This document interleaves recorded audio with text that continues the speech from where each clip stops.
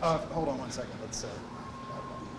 Tom, what's the deal, bro? You Sorry. nervous, Purvis? I'm a little nervous. Oh, Sorry. man.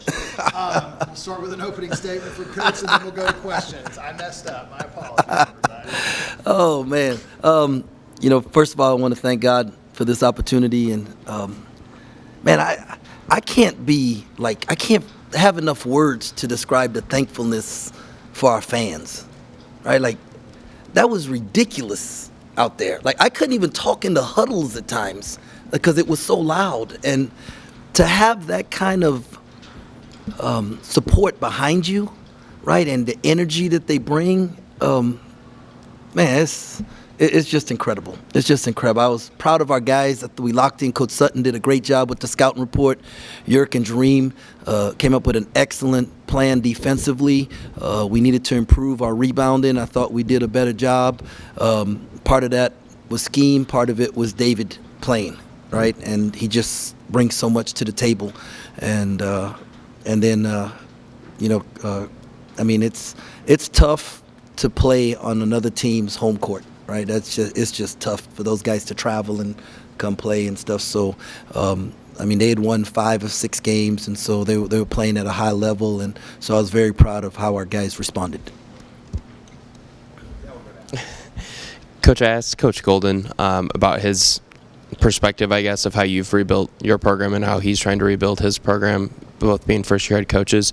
You obviously have done it different ways. You brought in a lot of transfers that are experienced and older. Why was that something that was so important to you in the portal?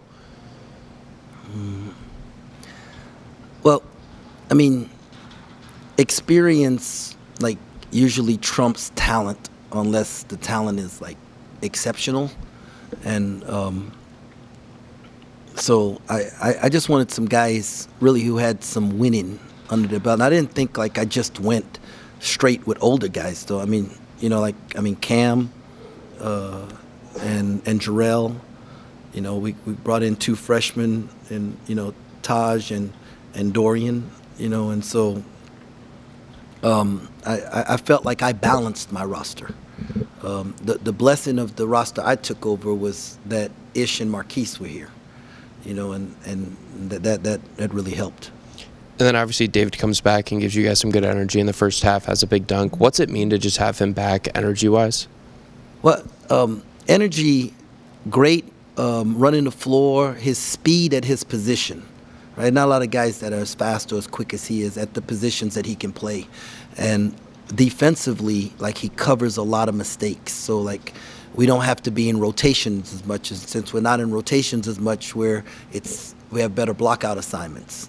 And so that really helps. And last one I've got, Keontae obviously talked about how today could be emotional for him and everything that goes on with playing his former team. Were you able to have conversations with him before the game about handling all those different kind of emotions that he was going to face? I just checked with him over the last few days and asked him how he was doing, what his thoughts were, gave him a chance to talk and stuff, and I thought, like, he handled it well. There's nothing that could prepare him for seeing Duke again, the trainer, and so that was pretty special, that embrace at the end of the game. Why do you think you guys were so special defensively in the first half?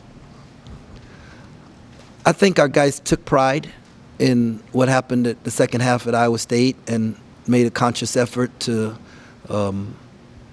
really be more locked in. I also believe that, having David out there guarding the ball screen, it just makes a lot of difference for you.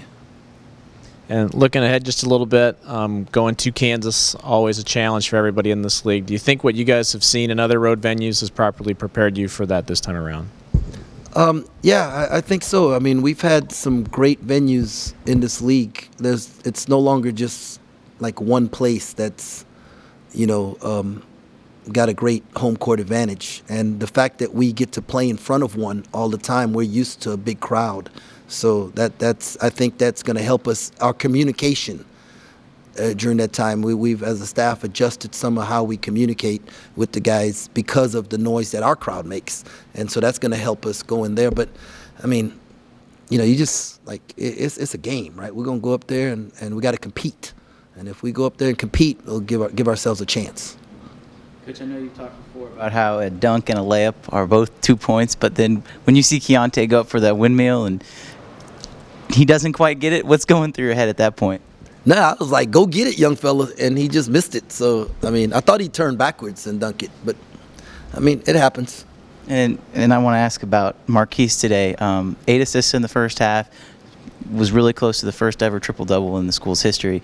Just what made his performance so special today? How he just managed the game. Their drop coverage in the ball screen, he did a great job of freezing both defenders and then making the right read. And I thought he managed the game incredibly, right? Just I just thought he did a really good job in the first half. You know, they switched what they were doing in the second half a little bit, and you know, I just so that we probably should have done a couple things a little different during that stretch where we struggled there. But then once we made the adjustment later on, we was able to get where we wanted to get to. And then kind of an off-the-wall question, but it was a lavender out today. I know there's a lot of fans that have been wanting to bring that back into K-State's culture. You haven't been here super long, but what were your thoughts on that and just the atmosphere and the jerseys and all the lavender that was in the arena today? You know I'm colorblind, right? Okay, all right. So, like, I don't know that it, like, makes that, because what was exciting to me was all the bodies in the stands and how excited they were and the noise, and, I mean, it was, that's what's exciting. If we wear purple or lavender or whatever, you know, my wife thinks I look good in lavender, so that helps, so, yeah. Noteworthy progress with points in the paint and second chance points. How thrilled were you to see that? I'm sorry, I didn't hear you. Noteworthy progress with the points in the paint, second chance points. So I guess how thrilled were you to see that improvement? Yeah, I was, especially in the first half, 22-2, right? But then they opened the second half and went 16-2 on us, right? And so that lull right there, that knowing that the other team, you know, is going to do something. We need to do a better job that first part of that second half where they cut into it. But overall, I was pleased. In what way was rebounding a practice emphasis since Tuesday? No, we showed film, and then we just emphasized it in the 5-on-5. But I can't like overemphasize the importance of when you're not in rotations defensively, right? It's easier to block the guy out. But if I'm rotating to help you because you got beat, then somebody has to rotate to help me, and then that allows somebody a free run to the rim. And so the fact that David does such a great job with that, eliminating the rotations, it helps us to rebound. And you see our guards, I think they may have had 13 rebounds in the first half. My number might be a little bit off. But they get 13 rebounds because there's no rotations. Everybody's blocked out. They can go, you know, grab the ball because they're not trying to help somebody. You and Coach Golden kind of got into a conversation around the 17-second mark left to play after you called the timeout and they were still pressuring. What was that situation like and what went down there? I've seen at the end of games, when the game is pretty much over and one team is pressing the other team, right? And so you've got a choice.